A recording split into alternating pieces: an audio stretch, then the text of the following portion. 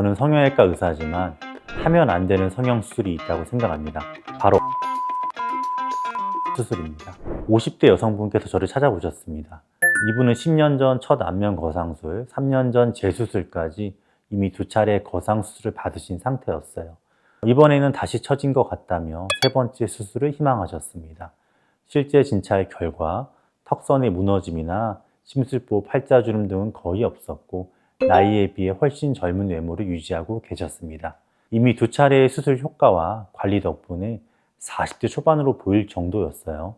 세 번째 수술을 시행한다면 중안면부의 약간의 개선은 가능하겠지만 현재 상태에서도 이미 나이보다 10년 이상 어려 보이는 상황이었기에 지금은 얻을 수 있는 게 너무 적고 잃을 수도 있는 게 많다라는 판단을 내렸습니다. 그래서 진찰 결과를 말씀드리고 결론적으로는 향후 10년 뒤 환갑이 지난 시점에 다시 고려해 보시면 좋겠다 제안해 드렸었던 일이 있었습니다. 안녕하세요. 민호성형외과 원장 윤민호입니다. 저는 성형외과 의사지만 하면 안 되는 성형수술이 있다고 생각합니다. 바로 얻는 것보다 잃을 것이 많은 수술입니다.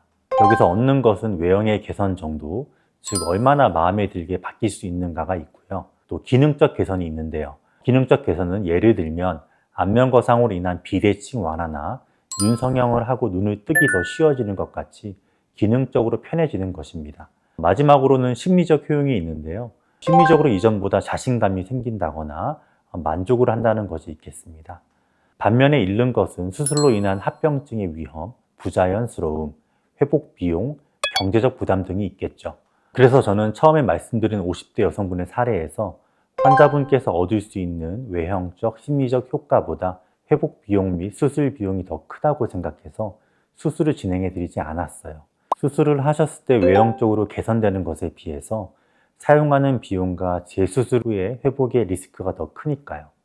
이렇게 잃고 얻는 것에 대한 판단이 제대로 되지 않으면 성형수술이 내가 심리적으로, 기능적으로 불편했던 부분을 개선하는 관리 차원이 아니라 심리적인 효용만을 위해서 많은 리스크를 부담하는 중독의 길로 빠지게 될 수 있습니다.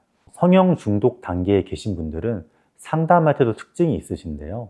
보통 얼굴의 조화보다는 어디를 얼만큼 더 자르고 당겨서 어떤 모양을 만들어 달라는 매우 구체적이고 기술적인 요구를 하시곤 하는데요. 그 모양이 비현실적이거나 수술로 만들더라도 자연스럽지 않은 형태인 경우가 많더라고요. 실제로 제게 이런 분이 찾아왔었어요. 20대 여성분이셨는데요. 코 수술을 이미 5번이나 받으시고 저에게 오셨습니다. 앞선 수술들에서 비중격 연골, 귀연골은 모두 사용하셨고 자가늑연골로 2번을 더 하셨더군요. 그런데도 또 6번째 수술을 원하셨어요. 코끝이 약간 뭉툭하고 낮아졌다는 이유였습니다. 제가 보기엔 이미 충분히 높고 화려한 코였고요. 피부가 타이트해서 약간의 처짐은 자연스러운 범위 내였습니다. 6번째 수술을 하더라도 환자분에게 의미 있는 개선은 어렵고 오히려 피부나 연골의 손상 위험이 더 커 보였어요. 그래서 지금 모습도 충분히 아름답고 본인 이미지에 잘 어울린다고 설득드렸고요. 수술을 권유하지 않았습니다. 재수술은 명확하게 문제가 있고 그 문제의 개선 가능성이 있을 때 해야지 의미가 있는데요. 이렇게 중독으로 인해 지속적으로 수술 받으셔서 크게 문제가 없는 상황이라면 제가 아무리 최선을 다해 수술을 하더라도 만족스러운 변화를 만들어낼 수는 없다고 생각합니다. 제가 말하는 만족스러운 변화는 단순히 눈에 보이는 외형의 개선만을 뜻하지는 않는데요. 짧은 기간의 외적 만족을 위해 무리한 재수술을 반복하다 보면 장기적으로는 부자연스러움이나 기능적 문제로 이어져 결국 환자에게 진정한 만족을 주지 못한다고 판단했기에 수술을 권하지 않았습니다. 이렇게 이미 중독으로 한 부위를 여러 번 수술을 거친 후 저를 찾아오는 경우도 있지만 같은 분께서 짧은 간격으로 저를 반복해서 찾아오는 경우도 있어요. 이런 경우를 보통 단골 손님이라고 할 수 있는데요. 이것도 마냥 좋아하기가 어렵습니다. 물론 저를 믿고 자주 찾아와 주시는 것은 감사한 일이지만 저는 성형외과 의사잖아요. 성형외과 의사에게 단골이 생긴다는 것 자체가 그 환자분께서 성형을 자주 하신다는 건데요. 이건 성형 중독의 길로 들어서는 것이라서 그 길로 가는 것을 제가 도와드리고 싶지는 않거든요. 얼마 전에도 20대 여성분이 턱선 처짐과 심술보를 고민해서 저를 찾아오셨습니다. 그래서 한 차례 실리프팅을 시행해 드렸는데 한 달 뒤 더 바짝 당기고 싶다면서 다시 오셨어요. 그때도 효과가 충분해 보였지만 주관적인 불만족이 있을 수 있어서 한 번 더 시술을 해드렸었죠. 근데 또 한 달 뒤에 다시 더 당기고 싶다면서 내원을 하셨을 때 저는 단호하게 말씀드릴 수밖에 없었습니다.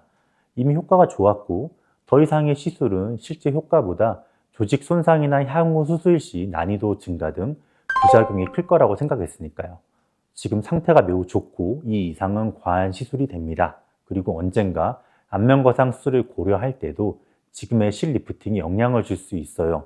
이렇게 충분히 설명드리고 돌려보냈습니다. 성형은 당장 효과도 중요하겠지만 제가 보기에 장기적으로 환자에게 해가 될 수 있는 시술과 수술은 해드리고 싶지가 않아요.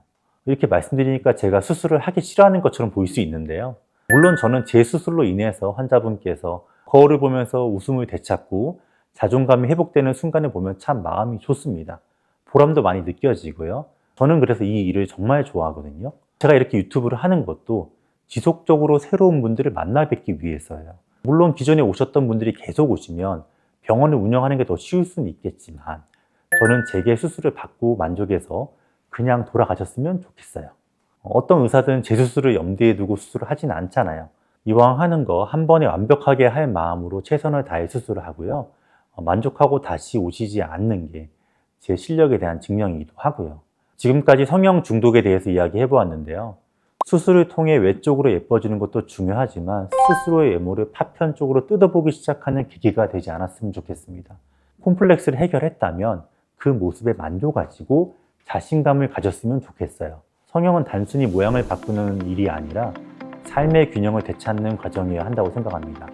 얻는 것과 잃는 것 사이에서 정말 나에게 필요한 선택인지 다시 한번 생각해 보셨으면 좋겠습니다. 그리고 제가 그 선택의 균형을 함께 고민해 드리겠습니다. 지금까지 당기는 의사 윤민호였습니다. 감사합니다.